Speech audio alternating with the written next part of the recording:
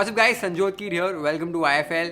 बस कुछ ही दिनों में अभी मकर संक्रांति है और महाराष्ट्र में तिल गुड़ के लड्डू बनते हैं जो बहुत ही डिलिशियस लगते हैं। तिलाचे लाडू जिसे कहते हैं। ये जो वर्जन मैं आज बना रहा हूँ ये यूजुअली घरों में जब बनाते हैं तो सॉफ्ट वाला वर्जन बनता है। मार्केट में आप जाओ तो वो एक हार्ड वाले भी लड्डू मिलते हैं जो मुझे पर्सनली बहुत हार्ड लगते हैं खाने में। तो ये वाले जो बहुत डिलिशियस भी लगते हैं, आसान भी होते हैं बनाने में और बहुत ही सॉफ्ट होते हैं खाने में भी, और मज़ा आता है इन्हें खाने में। यूजुअली ट्रेडिशनली इन्हें कूट कर बनाया जाता है, पर आज मैं आसान करने के लिए तरीका इसको मिक्सर ग्राइंडर में ही ग्राइंड करके बनाने वाला हूँ और 5-10 मिनट में ही ये लड्डू बन जाते हैं एकदम फटाफट। तो ये लड्डू बनाए कैसे जाते हैं वो देख लेते हैं। एक पैन के अंदर 1 कप सफ़ेद तिल डाल दीजिए। मैंने यहाँ पर 2 टेबलस्पून तिल एक्स्ट्रा डाले हैं। वो मैंने क्यों एक्स्ट्रा डाले हो मैं आपको बाद में बताऊँगा।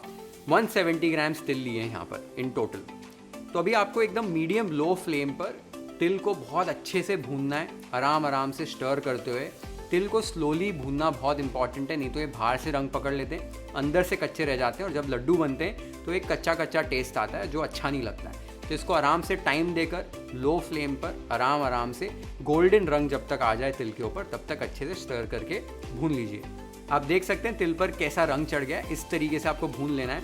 एक बार आपने तिल को भून लिया है, इन्हें एक बोल के अंदर ट्रांसफ़र कर लीजिए। अब यहाँ पर तो 2 चम्मच मैंने एक्स्ट्रा तिल डाले थे वो निकाल रहा हूँ। ये निकाल क्यों रहा हूँ ये भी अभी थोड़ी देर में आपको बताता हूँ। अब सेम पैन के अंदर मूंगफली भूननी है। 1/4 कप पीनट्स ले लिए हैं यहाँ पर।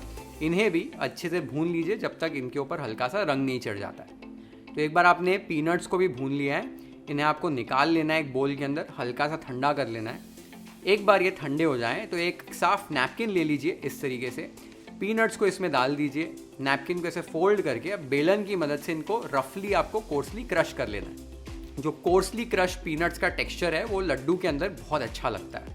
आप देख सकते हो मैंने पीनट्स को किस तरीके से क्रश कर लिया है। यही टेक्सचर पीनट्स का होना चाहिए।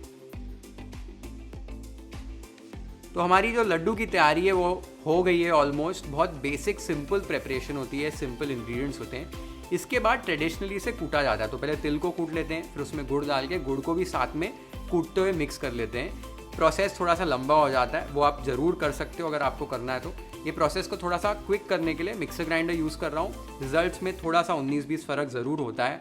जो कूटने वाले मेथड है उससे और बेटर बनते हैं, बट मिक्सर ग्राइंडर में भी बहुत अच्छे बन जाते हैं। तो आगे का प्रोसेस क्या है वो देख लेते हैं। तो मिक्सर ग्राइंडिंग जार में तिल ऐड कर दीजिए। तिल एकदम ठंडे हो जाने चाहिए, याद रखिए। 3/4 कप या 150 ग्राम्स गुड़, आधा टीस्पून इलायची पाउडर और आधा टेबलस्पून देसी घी ऐड कर दीजिए। अब मिक्सर ग्राइंडर को आपको चलाना है, लेकिन चलाना पल्स मोड पे, यानी कि मिक्सर ग्राइंडर को बंद चालू आपको करना है। ये बहुत इंपॉर्टेंट है। कंटिन्यूसली मिक्सर ग्राइंडर को चलाओगे तो तिल जो है वो तेल छोड़ देगा। ये जो मिक्सचर है एकदम लिक्विड ही हो जाएगा। तो पल्स मोड पे चलाते हुए इसको ग्राइंड कर लीजिए जब तक कि सारी चीज़ें अच्छे से मिल नहीं जाती।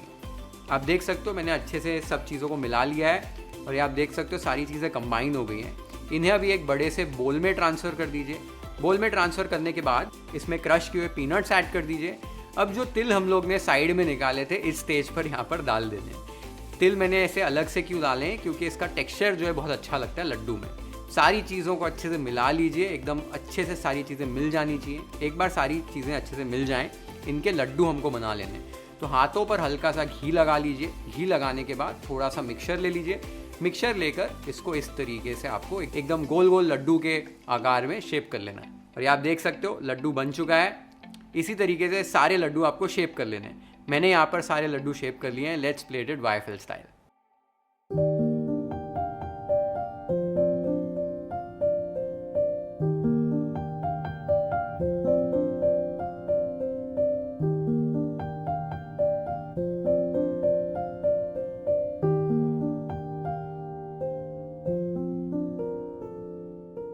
तो हमारे तिल के लड्डू, तिल गुड़ के लड्डू बहुत ही डिलिशियस बने हैं और बहुत ही आसान है। आपने देखा बहुत सिंपल इंग्रेडिएंट्स होते हैं। मकर संक्रांति के टाइम पे बनाए जाते हैं और भी फेस्टिवल्स गणेश चतुर्थी के टाइम पे बनाए जाते हैं। महाराष्ट्रियन जब भी हल्दी कुंकू करते हैं वो टाइम पर भी ये वाले लड्डू बनते हैं। तो बहुत ही डिलिशियस लगते हैं। और मकर संक्रांति पे स्पेशली जब भी ये खिलाए जाते हैं तभी एक फ्रेज़ बोला जाता है, तिल गुड़ घ्या आणि गोड़ गोड़ बोला।